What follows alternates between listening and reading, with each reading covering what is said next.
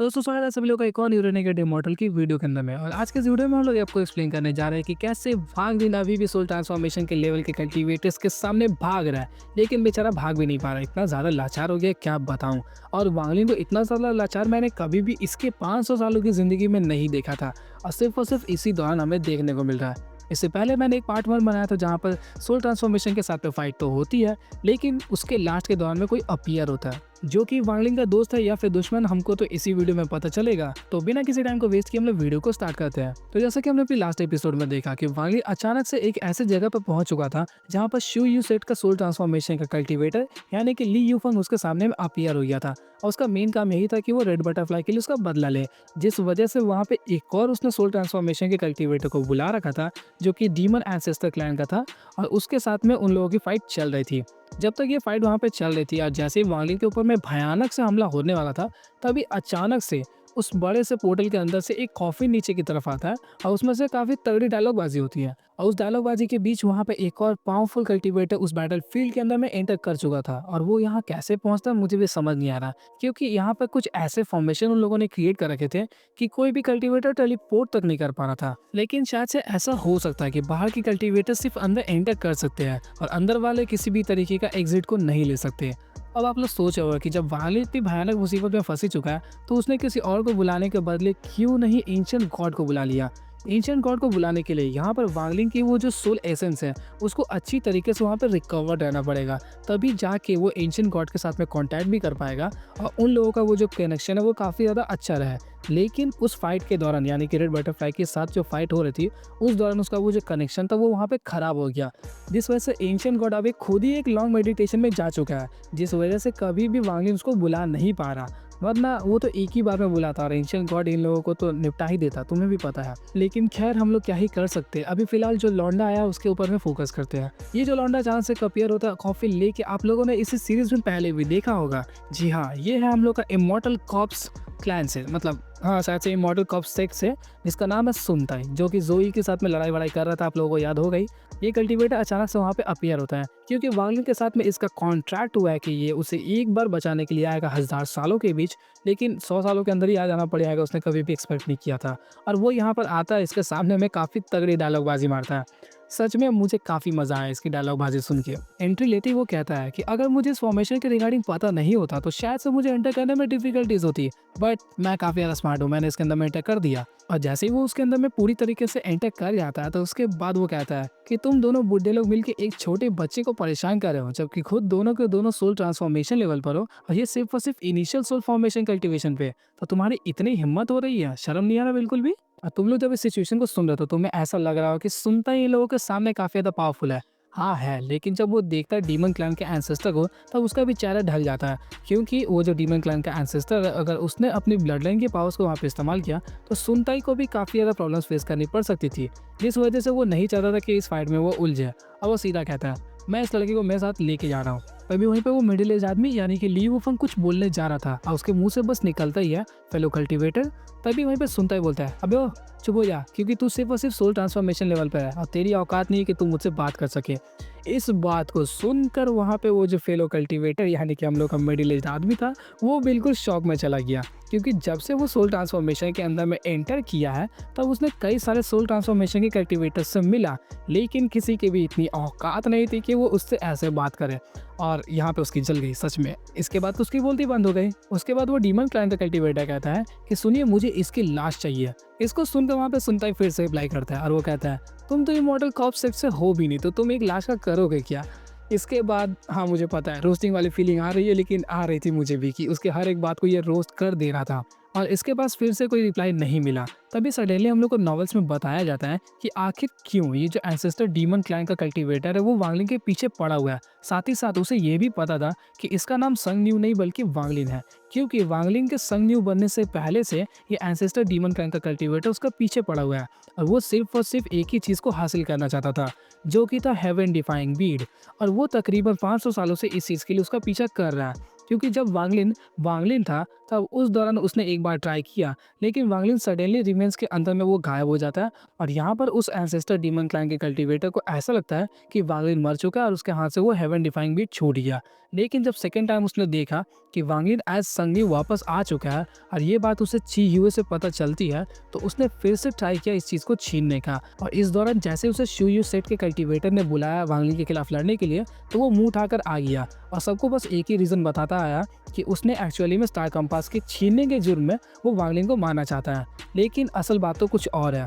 और अगर by chance उसे हेवन डिफाइंग बीड मिल जाता तो उसकी जो कल्टीवेशन कंट्री थी वो रैंक 6 कल्टीवेशन कंट्री बन जाती और इन फ्यूचर चल के वो खुद का एक अलग प्लैनेट को भी क्रिएट कर सकते थे। साथ ही साथ उसके क्लैन मेंबर्स के पास में वो एबिलिटी आ जाएगी जिस वजह से वो लोग एंसीडेंट लेवल कल्टीवेटर्स भी बन सकेंगे। और यही कारण था कि वो वांगलिन के पीछे इतना अच्छी तरीके से पड़ा हुआ है। बट उसके प्लान के ऊपर में हमेशा पानी फेर दिया जाता है और शायद से इस बार भी फेर दिया जाएगा। एज डीमन क्लैन का कल्टीवेटर वहाँ पे रोस्ट हो जाता है तो उसके पास में कोई ऑप्शन नहीं बचा था, जिस वजह से उसकी जल गई और वो वहाँ पर उसके साथ में लड़ना स्टार्ट कर देता है। वो दोनों एक दूसरे के साथ में एक ब्लोज को जस्ट एक्सचेंज करते ही है, तभी वहीं पर सुनता ही एक दिमाग लगाता है। उसने एक स्पेशल रिफ्ट को वहाँ पे क्रैक किया और वांगलिन को पकड़कर उसके अंदर में एंटर कर गया, क्योंकि वांगलिन इस दौरान इतना ज़्यादा वीक है कि उसकी आंखें लिटरली वहाँ पे बंद हो रही है, कुछ भी करने की हालत में नहीं है वो, जिस वजह से सुनताई को उसे पकड़ के ले आना पड़ता है।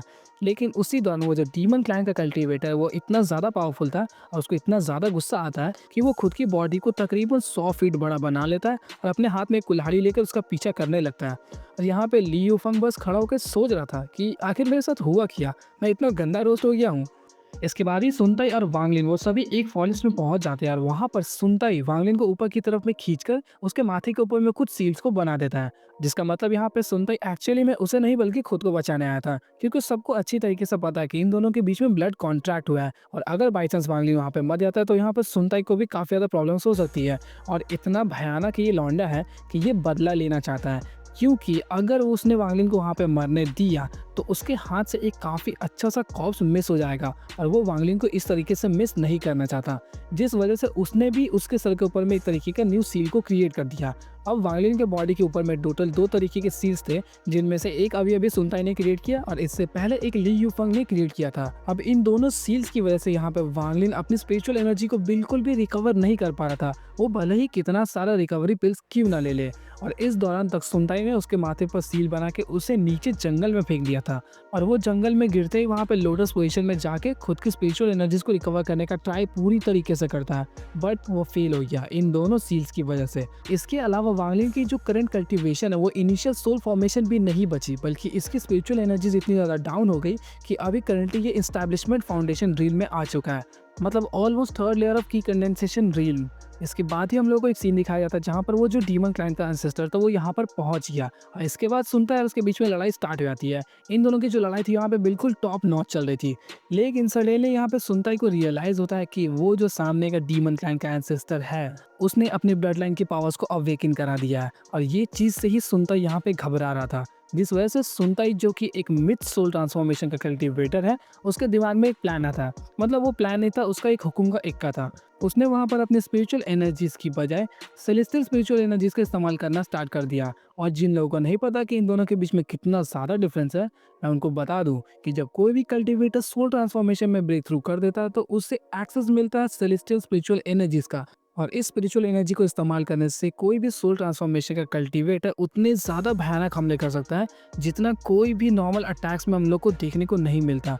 मतलब मान के चलो एक हमला उसने किया स्पिरिचुअल एनर्जी से और दूसरा हमला किया उसने सेलेस्टियल स्पिरिचुअल एनर्जी से, तो इन दोनों में वो जो गैप होगा पावर्स का वो काफ़ी ज़्यादा देखने को मिलेगा। और यही कारण है कि सेलेस्टियल स्पिरिचुअल एनर्जी को वहाँ पे रिकवर कर पाना भी काफ़ी ज़्यादा मुश्किल होता है, जिस वजह से सुनता ही फर्स्ट टाइम इसे इस्तेमाल तो नहीं करा था, बट जब देखा कि अब हालत हम लोगों के हाथ से निकलती आ रही है तो फिर क्या ही करे, ये वाला हमला तो करना ही पड़ेगा। जब इन लोगों की फाइट की कंडीशंस और भी ज़्यादा खराब होती जा रही थी और सुनताई को लगता है कि उसे हराने में प्रॉब्लम फेस करनी पड़ रही है, तब वो इस्तेमाल करता है अपना डोमेन। जी हाँ, अपना डोमेन इस्तेमाल करते समय वो बताता है कि वो एक आइलैंड पर गया था जिसका नाम था थंडर क्लाउड आइलैंड टाइप का कुछ, और वहाँ पर वो तकरीबन 100 सालों तक कल्टीवेट करने के बाद उससे ये लाइटनिंग डोमेन मिला है। और ये लाइटनिंग डोमेन इतना ज़्यादा टेरिफाइंग है विद सेलेस्टियल स्पिरिचुअल एनर्जीज कि उससे वो ड्रीमन क्लैन का एंसेस्टर भी शायद से खुद को ना बचा पाए।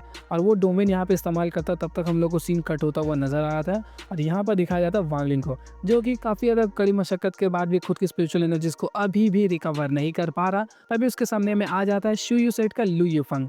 फाइनली उसने खुद को उस ट्रॉमा से उबार लिया कि वो कितना गंदा रोस्ट हुआ था, और अब वापस से बैटल में एंटर कर चुका है। वो आते ही सबसे पहले वांग लिंग के ऊपर में अपने डोमेन से हमला कर देता है, और जैसे ही वो अपने डोमेन को इस्तेमाल करता है, चारों तरफ में फ्रेगनेंस फैलने लगती है। फिर से उसने एक टी लीफ से उसके ऊपर में हमला किया, लेकिन इस दौरान जैसे ही वो टी लीफ वहाँ पे वांग लिंग को पूरी तरीके से हमला करता या फिर उसे हराता, तब तक फिर से वहाँ पे बैड एंट्री होती है सुनताई की। सुनताई बोलता है, मेरे पीठ पीछे मेरे चेले के ऊपर में तुम हमला करने का ट्राई कर रहे हो, इतनी हिम्मत तुम्हारी। और फिर वहाँ पे वो ली यूफंग से लड़ने लगता है। पता नहीं इस दौरान उसने डीमन क्लैन के एंसेस्टर को कहाँ पटक दिया होगा, इस बारे में ज़्यादा कुछ मेंशन नहीं मिलता। बट इस दौरान तक हम लोग का ली यूफंग के साथ में फाइट स्टार्ट हो चुका है। इन दोनों की लड़ाई के दौरान यहाँ पे फिर से वो डीमन क्लैन का एंसेस्टर भी आ जाता है। अब यहाँ पे सिचुएशन थे 1 वर्सेस 2। ली यूफंग ऑलरेडी वो डीमन क्लैन के एंसेस्टर के मुकाबले काफ़ी ज़्यादा कमज़ोर है, जिस वजह से यहाँ पर वैसे भी वो सुनताई के साथ में लड़ नहीं पा रहा है, क्योंकि सुनताई already mid soul transformation level पर है और वो इन दोनों के मुकाबले काफ़ी ज़्यादा पावरफुल है। और सुनताई के सामने में ये जो 1v2 सिचुएशन आ गई थी, इस वजह से यहाँ पे सुनताई थोड़ी प्रॉब्लम्स को फेस कर सकता था, क्योंकि ऑफकोर्स वहाँ पे डीमन क्लैन के एंसेस्टर ने अपनी ब्लड लाइन की पावर्स को वहाँ पे पूरी तरीके से एक्टिवेट कर दिया, जिस वजह से यहाँ पे सुनताई एक कॉप्स को ऊपर से नीचे डिसेंड कराता है, और उस कॉप के अंदर से निकलता है एक छोटे लड़का, मतलब एक नौजवान लड़के का शरीर, जिसके अंदर में बिल्कुल भी जान नहीं थी। ऑफकोर्स वो पूरी तरीके से मुर्दा था।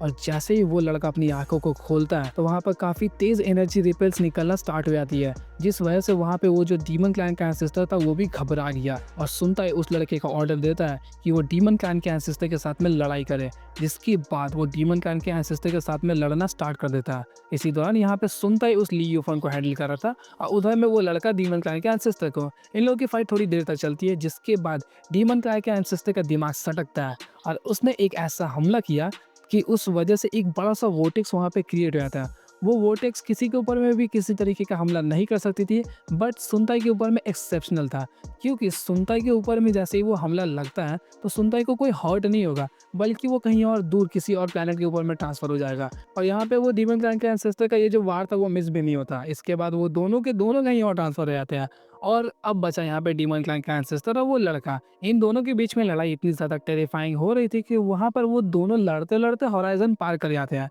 और इन लोगों ने अपनी लड़ाई के बीच में जो मेन टॉपिक यानी कि वांग लिंग को वो लोग पकड़ने आए हैं, वो तीनों के तीनों ये चीज़ भूल जाते हैं, जिस वजह से चारों अब अलग अलग जगह जा चुके थे।